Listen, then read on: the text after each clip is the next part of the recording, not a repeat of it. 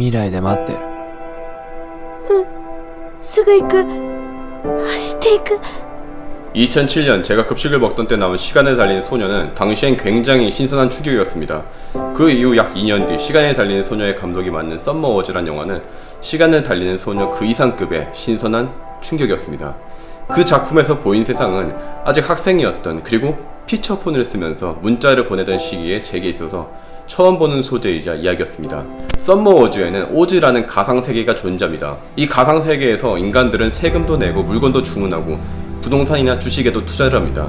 플레이어는 본인의 아바타를 커스터마이징 할 수 있으며 무선통신과 관련된 모든 것들을 포함하고 있죠. 심지어 핵무기 보유국 대통령의 오즈 아바타를 해킹하면 핵폭탄까지 쏠 수 있습니다.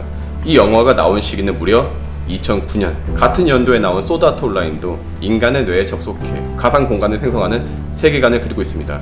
그들은 가상 공간에서 연애도 하고 가상 공간에서 싸움도 합니다. 무려 12년 전부터 일본은 메타버스의 세계를 바탕으로 한 애니메이션을 만들고 있었던 거죠. 앞으로의 미래는 분명 그럴 겁니다. 현실 세계에선 한강이 보이는 아파트에 살 수 없지만 가상 세계에선 한강이 아니라 뉴욕의 스카이라인이 보이는 펜트하우스를 살 수 있을 겁니다. 현실 세계에선 포르쉐 파나메라도 살 수 없지만 가상 세계에서는 람보르기니 아벤타도르를 살 수 있을 겁니다. 현실 세계에선 여자에게, 남자에게 인기도 없는 사람이 가상 세계에서는 그 누구보다 인기가 많은 세상이 분명 올 겁니다. 가상 세계는 대부분의 사람들이 이뤄내지 못했던 것들을 해줌으로써 사람들을 자극시켜줄 겁니다. 이미 미국의 게임 플랫폼 로블록스는 3차원 가상 세계에서 플레이하는 게임으로 월 이용자 수가 무려 1억 6,600만 명에 이르고 시가총액 50조를 바라보고 있습니다. 이미 누군가는 메타버스의 게임인 어스2에서 가상세계의 부동산을 구입하고 있습니다. 그리고 가장 중요한 시각을 담당할 VR은 1968년 유타대 이반 에드워드 서더랜드 교수가 최초로 만들고 무려 50년은 지났으나 여전히 너무 크고 화질이 구립니다. 지금의 VR 길이를 차고 몇 시간만 가상세계로 떠나면 목 디스크로 목이 나갈 겁니다. 크고 무거우니까요. 이걸 해결하기 위해서 공학자들은 프레넬 렌즈를 사용했습니다. 초기에 사용하던 블랙 렌즈를 개선한 것인데 얇고 가벼운 데다가 풀컬러가 가능하고 가격도 저렴합니다. 그러나 여전히 선명도는 개선되지 않고 있습니다. 그렇게 크게 얇아질 수 없었습니다.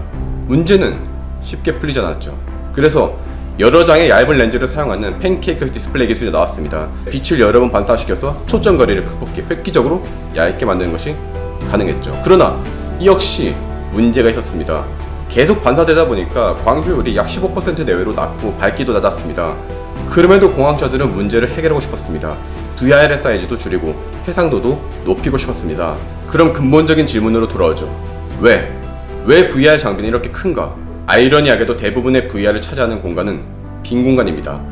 약 50에서 100mm의 공간이 빈 공간이죠. 서울대 이병헌 교수 연구팀은 완전히 새로운 디자인의 VR 디스플레이를 제시합니다.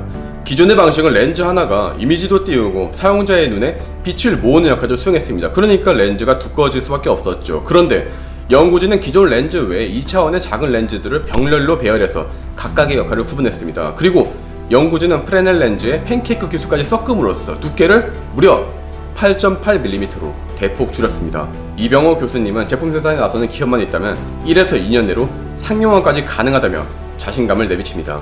물론 현재로서는 아직 가장자리의 해상도가 떨어지는 문제가 있긴 하지만요.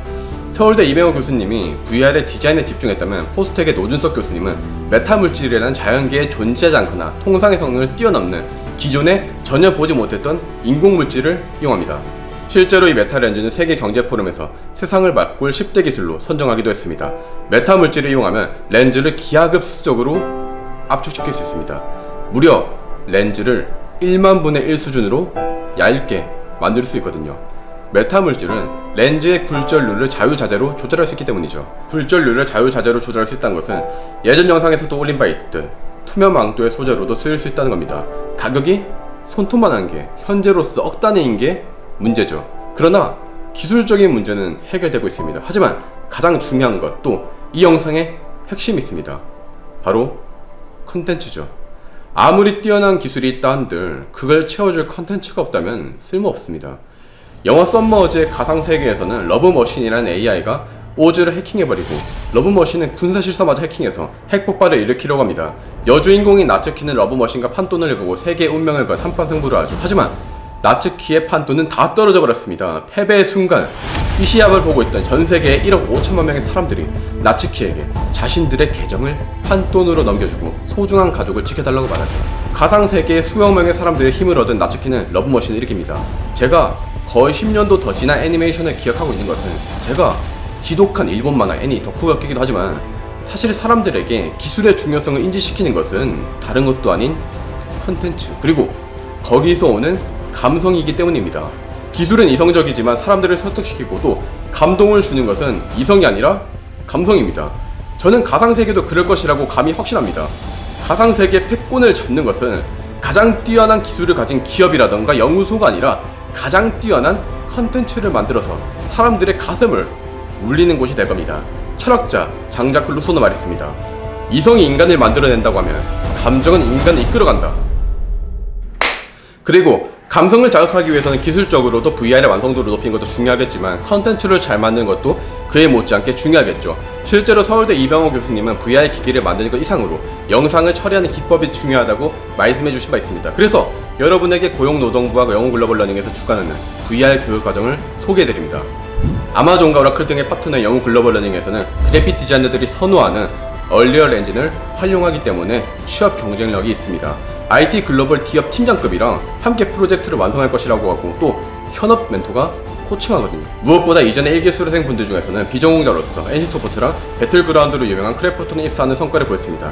교육비 그리고 교재비는 전액 무료고 매달 30만원의 훈련 장려금을 지원해줍니다. 교육기간은 2021년 9월 13일부터 2022년 2월 24일까지입니다.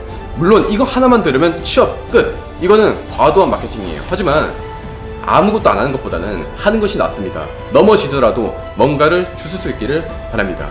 9월 6일까지 서류 접수이며 24명 정원으로 선착순 마감입니다. 신청 링크는 고정 댓글을 참고해 주시기 바랍니다. 여러분의 몸값을 조금이나마 올리는데 도움이 되기를 바랍니다.